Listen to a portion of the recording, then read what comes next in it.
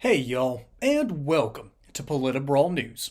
My name is Brian, and this New Hampshire voter thinks she has Vivek Ramaswamy between a rock and a hard place, but his answer is exactly why we need outsiders in DC. Let's dive in. Mr. Ramaswamy, thank you. You've expressed some illogical and dangerous positions just about everything under the sun, but I will only bring up a few points today. Okay. Just be respectful of everyone, but we'll Yes, pick your you. favorite ones. Thank you. Just a few years ago, we all saw firsthand the disastrous results when a ruthless capitalist, a scam artist, a showman, and a liar with no public service experience became the president of the United States. And yet we are here again. My fellow New Hampshire residents are being manipulated by showmen and Trump wannabes to win our votes. Mr. Ramaswamy, you may be a millionaire, and you may know how to avoid paying taxes by incorporating companies in Bermuda, but let's talk about your lack of job qualifications. You're not qualified to become the principal of my children's school of only 1,000 students.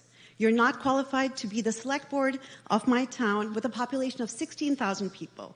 And you're definitely not qualified to run for the highest office of our nation to govern 330 million Americans.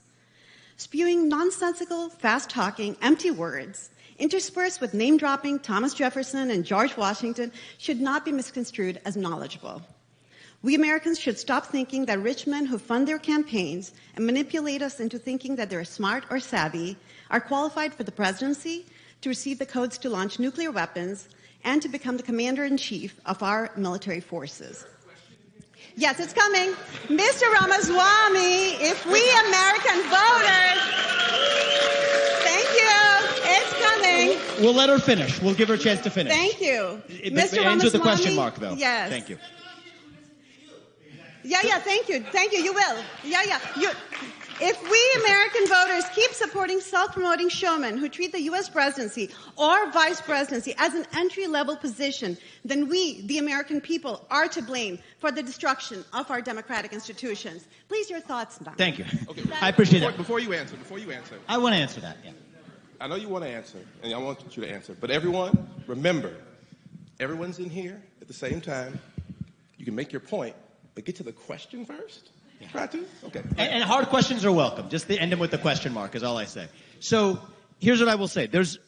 What do I hear embedded in that question? There's a fundamental skepticism of somebody who comes from outside and take as an entry-level job. That was what was in your question, which I think is a valid criticism. An entry-level job to be the U.S. president. Let me just share with you one of my learnings in this campaign. We have an imperfect system right now, and you all face imperfect choices in that system.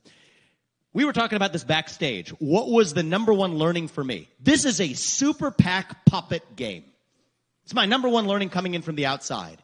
You're told that candidates actually run campaigns that you fund by giving $35 contributions? Nonsense.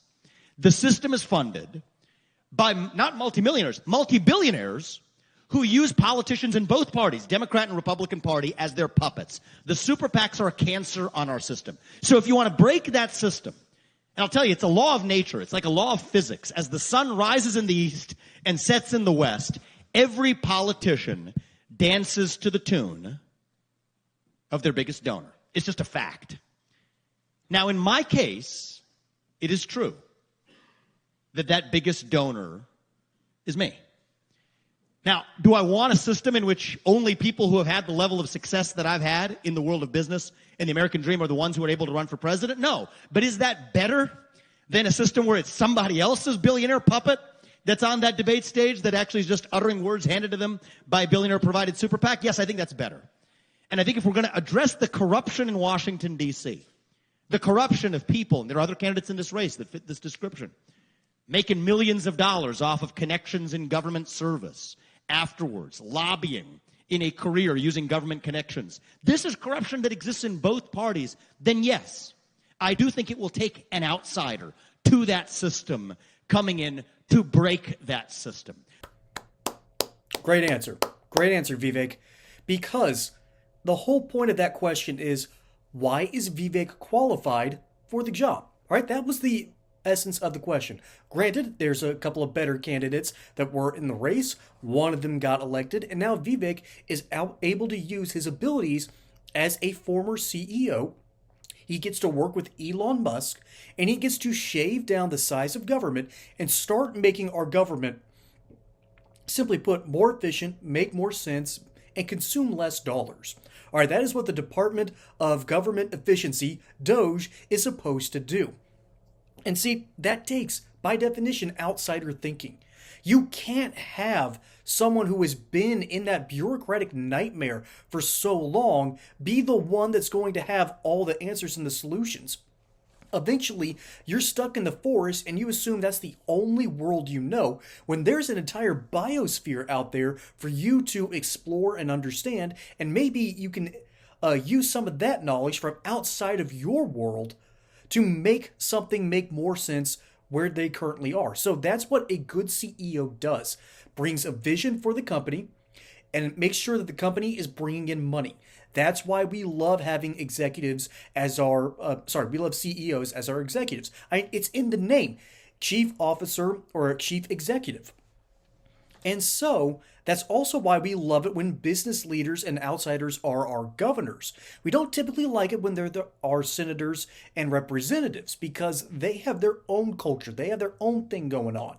And so when you have this snooty woman who is out there calling everyone else but her a hawking charlatan, when the reality is she is out there worshiping at the altar of the idea that the experts know everything. This is a ridiculously progressive mindset that has been literal poison to our Constitution. We have three branches of government: the judicial branch, the Supreme Court, and its other court affiliates, basically telling everyone, hey, this is what the Constitution says, you play by these rules. You have the Congress, who adds new laws to the books or takes away old ones.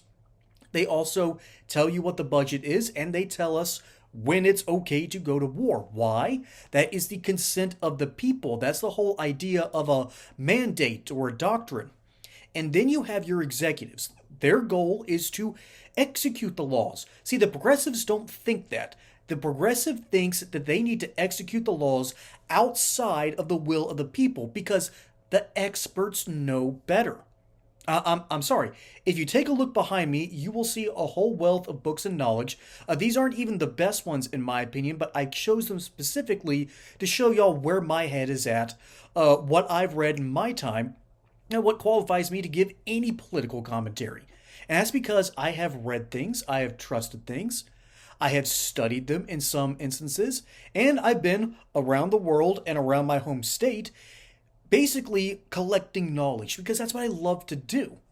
And so what makes me an expert isn't necessarily a diploma or the fact that I have a license to be a paralegal in the state of Georgia. Does that make me an expert? What is your dividing line there? What is your mantra? What do you believe that makes you so noteworthy and intelligent that you are able to perhaps run a school? Naturally, you'd think that someone who has had experience in education. But see, our founders didn't quite have that. For instance, I don't think George Washington was ever a part of the House of Burgesses, nor was he a colonial governor. So what would qualify him to be president? And yet, he was arguably our best. And if it's not arguably our best, it's top 5 without question. How he handled himself as being set by the Constitution was perfect for our blossoming nation. Then you have John Adams, our second president. He was never an executive. As a matter of fact, he was a lawyer that defended the Redcoats after the Boston Massacre, and he won. Then you have Thomas Jefferson himself, which Vivek and this lady specifically brought up. This man was a genius of science, literature, and of course when it comes to the ideas of our rights. And because all these men had this understanding and knowledge, they were able to be our number 1, 2, and 3 presidents, all without actual executive experience. You don't have to be from that field to play well in it. Okay? You can be Shohei Ohtani, and you can be both an amazing starting pitcher and you're your designated hitter, hitting home runs from both sides of the fields, getting strikeouts, and then launching nukes into the stands. That is a two-way player. If your ideas that require some sort of authority from... I want to be careful how I say this because my faith says otherwise, but if your point of reference for what constitutes a good person for a position is they have been given this expert knowledge, I'm sorry, that's not going to fly in a world where capitalism is basically a bunch of C students telling the A students what to do. See, ultimately, progressivism is the whole idea that these people, these experts, are smart enough to have this knowledge, but they've never had the real world experience, which is why they're working these niche jobs, whereas Vivek is out there making billions. That is the difference. That's the difference in vision, in drive, in work ethic, and ultimately interpersonal understanding, which is something not a lot of experts are really known to have. And I could definitely say that this lady doesn't really have any real decorum here because she's being snobbish, she's being above it all, and she's saying that she has all the answers. Well, to that New Hampshire Yankee, I say bless your heart. You know so much that isn't so. And Vivek is right that DC needs an outsider perspective in order to drain the swamp. That's why I have faith and trust in his vision and his ability in this upcoming administration. Folks, my name is Brian. Hope you enjoyed this segment here on Politibrawl News. Don't forget to like and subscribe. Catch you on the next one. And until then, y'all have a good one.